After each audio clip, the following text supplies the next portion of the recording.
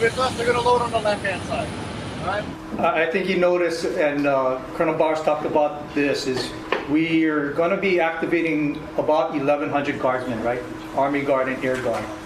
And this is why we did it, is I keep telling you, our center of gravity for the entire state, anyone that is looking at providing support to the state, our center of gravity is responsiveness. To be able to be responsive, we cannot be late to need, right? If we need additional hospital capacity, when they need it, it needs to be there. But to build their responsiveness, we need to anticipate the needs. And then once we anticipate the needs, then we need to have the people, the equipment, the supplies, and the training in place. So then when they do ask for this, then they were ready to go the very next day, or maybe sometimes even the same day. And that's why we felt critical that although the requirement and the request for assistance is not there yet, that it was important that we have the guardsmen on status and ready to go.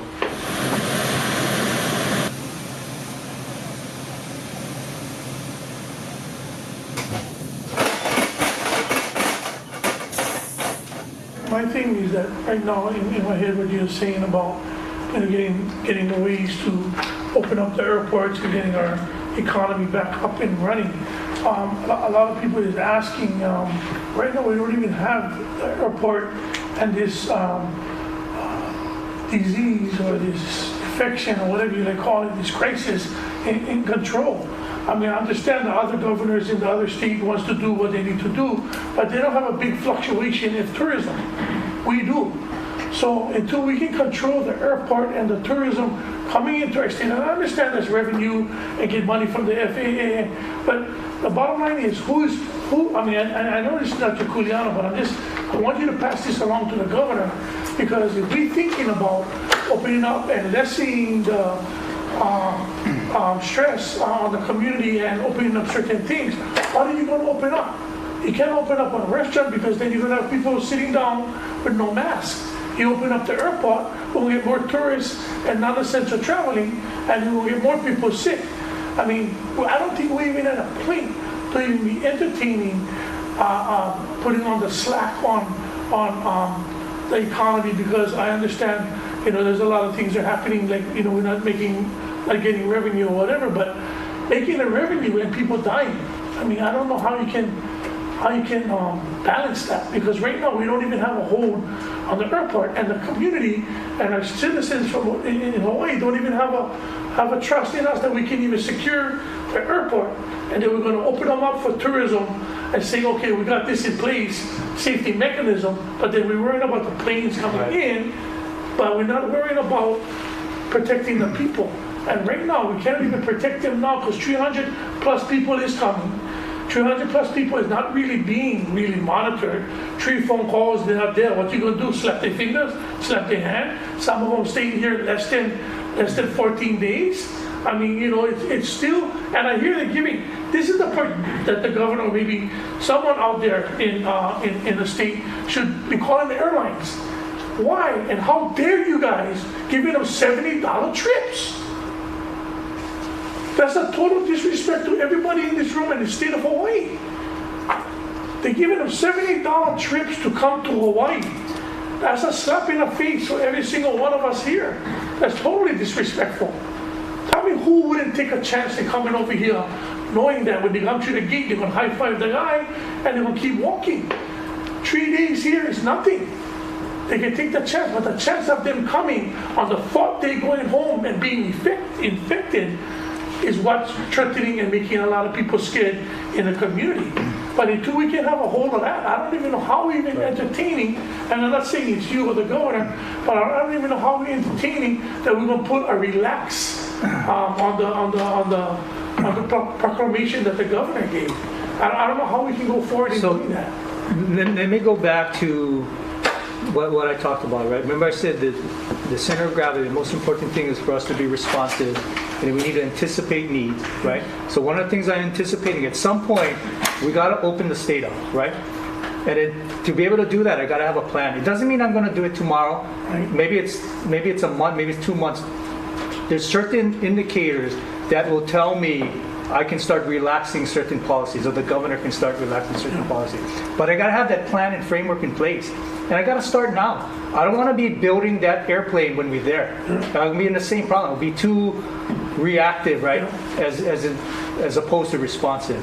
So I'll just throw a few things out. So as an example, the travel strategy, as advancements are made in testing, maybe if we get the 5-minute test or something. I talked about partnering with the other states. Maybe every single passenger could be tested and proven negative for COVID-19 and or tested with the antibodies that said they already had it, so they're not at risk. And we can let them come into a state. And again, this is future, right? But I'm looking at how can I open up the airport. There's certain criteria. The other one is we need to be able to improve our testing capability, the monitoring, and then the contact tracing. That's why I said that's another capacity that the National Guard can do. So as we open it up, let's say we have indications that it might be a cluster. Then we can surge testing in that area and then throwing in certain response and resources so I can shut it down immediately and prevent the spread. And we identify those clusters. The other thing is making sure we're protecting the vulnerable population, right? A lot of these younger kids, and that's just a scary part, right? They catch it, and some of them don't even have any symptoms. But they're the ones, if I go visit my grandma, I might infect my grandma, and worst case, having grandma or grandpa die, and that's what we're trying to prevent. So the new norm is really trying to isolate the most vulnerable population, so the elderly and those with underlying health conditions. As we get through that herd immunity, right? As more people get the infection and build the antibodies, that we don't need to worry anymore. And then what I'm pleading, I'm begging everyone, you out there, the community, is follow the social distancing. Stay this far away. I going out running and I still see people out there congregating in the small parks right next to each other. I was on a video teleconference and I see people hugging each other. We got to stop that for now. We got to keep that distance so we don't spread. And that'll help to maintain that curve. I said if we change that norm, getting to the new norm until we can back to the regular norm, we got to change our lifestyle and the culture and how we do it. And going to, like you said, like the restaurants, right? There could be a way that we can do this safely. So all of the food handlers, from those at the delivery to receiving, stocking, preparing, handling, to the people that serve the food, all the way to the payment. If those people have the proper protective measures on, maybe plastic shield by the cash register, the tables are far apart, so even if they don't have masks when they're eating, 6 feet apart. Maybe you limit how many people are in the restaurant. We got to get that kind of plans now, not when, oh my God, I got to open it up. We're going to die on the vine. And that's the whole point of what I'm getting at. I'm not saying we're going to lax it tomorrow or next week or next month, but I got to start the planning now. And that's all of that. What I'm talking about nests in with Alan Oshima and his COVID-19 recovery. Recovery, right? Because a lot of the stuff that we need, as we get the money, we need to put the money in the right place. Both the response and recovery got to be nested.